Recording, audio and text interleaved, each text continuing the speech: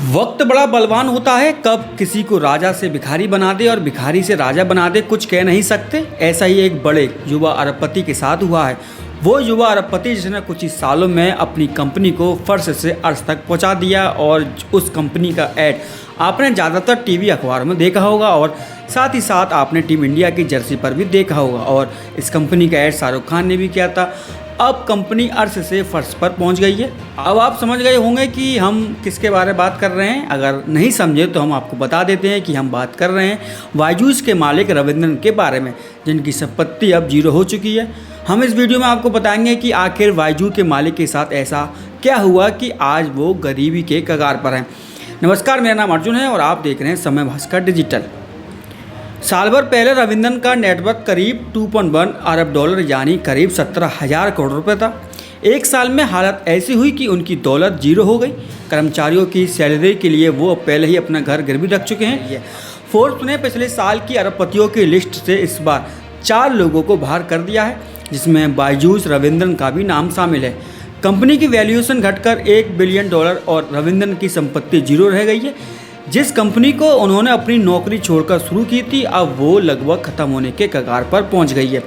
देश भर में बायजूस के ऑफिस, ट्यूशन सेंटर बंद हो रहे हैं। स्टाफ को सैलरी तक नहीं मिल पा रही है। कंपनी भारी नकदी संकट से जूझ रही है। हालत यह है कि निवेशक रविंद्रन को बोर्ड से बाहर करना चाहते हैं। बायजूस की बर्बादी की कारणों को समझे उससे पहले जानते हैं कि कैसे एक ट्यूशन टीचर ने कोचिंग को नया आयाम दिया। केरल के रविंद्रन ने शुरू से ही पढ़ाई में अव्वल थे। छुट्टियों में वो अपने दोस्तों के कोचिंग देते थे। उनके पढ़ाई छात्रों ने IIM क्लियर कर लिया। रविंद्रन को लगा कि उन्हें भी IIM देना चाहिए। उन्हें 100% नंबर आए। उन्हें लगा कि ये संयोग होगा, इसलिए उन्होंने दोबारा IIM की परीक्षा दी। इस बार भी उन्हें 100% नंबर आए। उन्होंने IIM के बजाय ट्यूशन पढ़ाने का फैसला किया। उनके पढ़ाने का तरीका इतना अच्छा था कि बच्चों की लाइन लगना शुरू हो गई। बच्चे पढ़ने लगे, घर का कमरा छोटा पड़ने लगा। एक हफ्ते में 9 शहरों में घूमकर रविंद्र बच्चों को पढ़ाते थे। दिल्ली के इंदिरा गांधी स्टेडियम में उन्होंने एक साथ 25,000 बच्चों को एक साथ पढ़ाया। साल 2009 में उन्होंने कैट के online video based learning program शुरू किया। साल 2011 में थिंक एंड लर्न नाम की कंपनी बनाई और बायजूस का ऑनलाइन वर्जन लॉन्च कर दिया।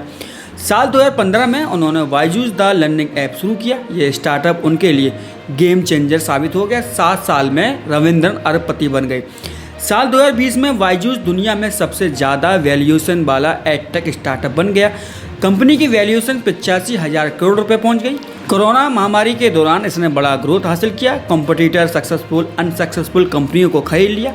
कंपनी ने आकाश इंस्टीट्यूट, आई रोबो ट्यूटर, हैशलैंड, वाइट जूनियर और टॉपर जैसी कई कंपनियों को खरीदा। यहाँ तक तो ठीक है, लेकिन इसके बाद चीज़ें बिगड़ने लगी। ग्रोथ के लिए बायजूस ने बड़े पैमाने पर लोन लेना शुरू कर दिया। $1.2 बिलियन के कर्ज के फैसले ने उनकी नाव में छेद कर दिया। उसी समय अमेरिकी फेडरल रिजर्व ने ब्याज दरें बढ़ाना शुरू कर दी। इसमें कर्ज लेना महंगा हो गया। इसके अलावा बायजूस की एसोसिएट कंपनी को लेकर नेगेटिव सेंटीमेंट बढ़ने लगे।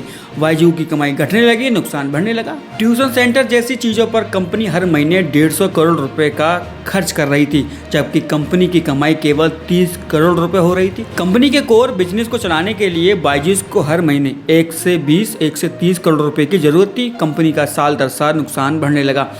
इस खबर के बारे में आपकी क्या राय है, हमें कमेंट करके जरूर बताइएगा। अब तक आपने हमारे चैनल को सब्सक्राइब नहीं किया है तो सब्सक्राइब कर लीजिएगा ताकि तमाम वीडियो आपको मिलती रहे। तब तक के लिए देखते रहिए समय भास्कर डिजिटल।